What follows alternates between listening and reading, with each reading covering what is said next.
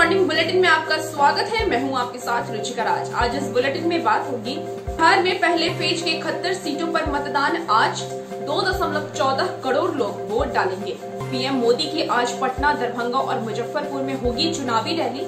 इधर तेजस्वी ने 11 सवालों से केंद्र और राज्य को घेरा। नीतीश बोले, राजगीर में बना देश का सबसे बड़ा सैनिक स्कूल, मुझे अपने विकास पर है भरोसा। बिहार की जनता के नाम संदेश में सोनिया गांधी बोली, दिल्ली और बिहार की सरकारें बंदी सरकारें हैं। आखिर में पाकिस्तान के पेशावर के मदरसे में आईईडी विस्फोट, 7 लोगों की मौत, 70 घायल। तमाम बड़ी खबरों से पहले एक नजर सुर्खियों पर। पटना में 15 दिनों में बना दुनिया का सबसे बड़ा फेस मास्क, सऊदी अरबिया और ग्रीक का तोड़ा विश्व रिकॉर्ड।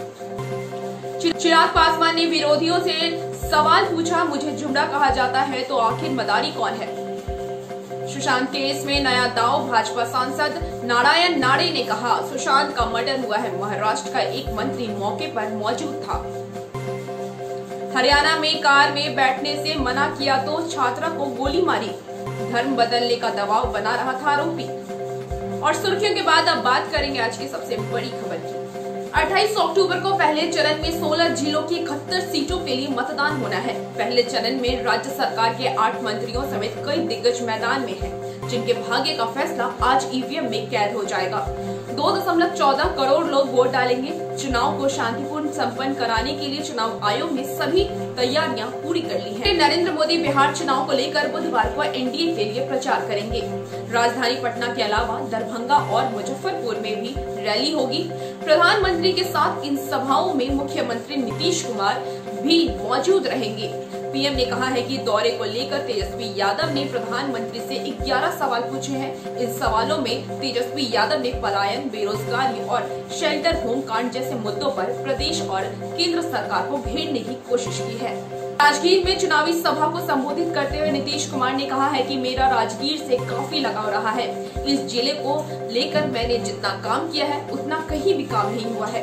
राजगीर में देश का सबसे बड़ा सैनिक स्कूल बना है। यह स्कूल को जॉर्ज साहब के कारण राजगीर में लाया गया था। मुझे अपने विकास पर भरोसा है।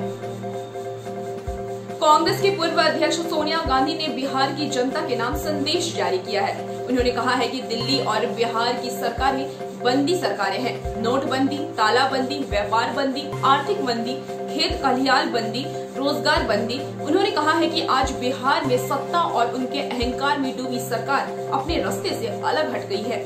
उनकी ना कथनी अच्छी है और ना ही करनी। विश्व का सबसे बड़ा मास्क बनाकर पटना जिला प्रशासन ने रिकॉर्ड बनाया है। अब तक विश्व में 778 वर्ग मीटर कपड़े में मास्क का रिकॉर्ड रहा है, लेकिन पटना जिला प्रशासन ने मतदाताओं को जागरूक करने के लिए 850 वर्ग मीटर का मास्क बनाया है। 100 से अधिक लोगों ने मिलकर 15 दिनों में यह मास्क तैयार किया है। लोजपा प्रमुख चिराग पासवान ने प्रेस कॉन्फ्रेंस में कहा है कि मुझे जमुरा कहा जा रहा है तो आखिर मदारी कौन है। मैं पीएम के साथ हूँ। ये लोग नरेंद्र मोदी का अपमान कर रहे हैं। अक्सर ये नरेंद्र मोदी का अपमान करते हैं। बिहारी अब प्राउड का विषय नहीं रहा है। मैं बिहारी को प्राउड दिलाऊंगा। गया के इमामगंज में मंगलवार को मंजरी आहर पुलिस के नीचे सीआरपीएफ ने 2 किलो के 2 टिफिन बम बरामद किए हैं। मतदान के ठीक एक दिन पहले बम मिलने से इलाके में सनसनी है।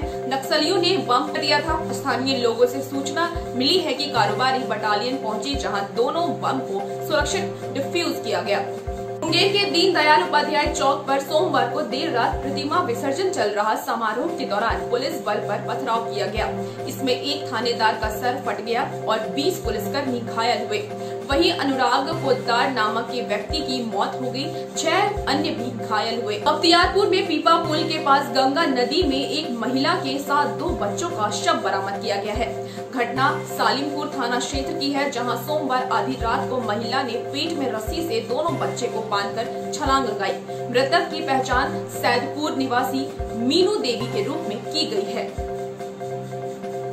एक्टर सुशांत सिंह राजपूत के मौत मामले में अब भाजपा सांसद नारायण नाड़े ने कहा है कि सुशांत ने आत्महत्या नहीं की, बल्कि उनका मर्डर हुआ है। उस वक्त सुशांत के घर में एक मंत्री भी मौजूद था। सुशांत का केस ओपन होगी तो महाराष्ट्र मंत्रिमंडल का एक मंत्री जेल जा सकता है। राणे ने कहा है कि उनके पास सबूत है और वे इसे सिर्फ सीबीआई को देंगे। मिलते हैं एक छोटे से ब्रेक के बाद। मॉर्निंग बुलेटिन में फिर से आपका स्वागत है। अब देश दुनिया पर एक नजर। भारत और अमेरिका के विदेश मंत्रियों और रक्षा मंत्रियों के बीच तीसरी 2+2 बैठक दिल्ली के हैदराबाद हाउस में हुई। दोनों देशों के बीच बेका यानी basic exchange and cooperation agreement पूरा हो गया है। इससे भारत मिसाइल हमले के लिए विशेष अमेरिकी डाटा का इस्तेमाल कर सकेगा, जिसमें किसी भी इलाके की सटीक लोकेशन मिलती है। हरियाणा के फरीदाबाद में बदमाशों ने कॉलेज से लौट रही छात्रा की गोली मारकर हत्या कर दी। पीड़िता बीकॉम फाइनल ईयर की छात्र थी। परिजन के मुताबिक आरोपी तहसीफ छात्रा के साथ स्कूल में पढ़ता था, तभी से वह उस पर दोस्ती का दबाव बनाता रहा था। तहसीफ समेत 2 आरोपियों को गिरफ्तार कर लिया गया है। हाथरस के बुलगड़ी गांव में दलित युवती से कथित गैंगरेप और हत्या के मामले में दायर अर्जियों पर सुप्रीम कोर्ट ने मंगलवार को फैसला सुना दिया। सुप्रीम कोर्ट ने कहा है कि इस मामले में सीबीआई की जांच की निगरानी इलाहाबाद हाई कोर्ट करेगा। कोर्ट ने कहा है कि केस दिल्ली ट्रांसफर करने के बाद में विचार किया जाएगा।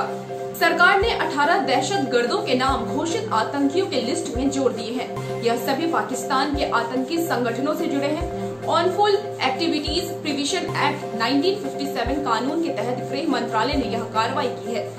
इन 18 आतंकियों में लश्कर-ए-तैयबा का यूसुफ मुजाहिम भी शामिल है।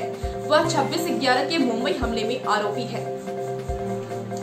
पाकिस्तान के पेशावर के एक मदरसे में जोरदार विस्फोट से कम 7 लोगों की मौत हो गई है और 70 अन्य लोग घायल हो गए हैं। घायलों में कई बच्चे भी शामिल हैं। बताया जा रहा है कि यह विस्फोट पेशावर के दीर कॉलोनी में हुआ है। विस्फोट के समय मदरसे में कुरान की पढ़ाई चल रही थी। बिहार टिक्स के मॉर्निंग बुलेटिन में सिर्फ इतना ही। देखते रहिए बिहार टिक्स। नमस्कार।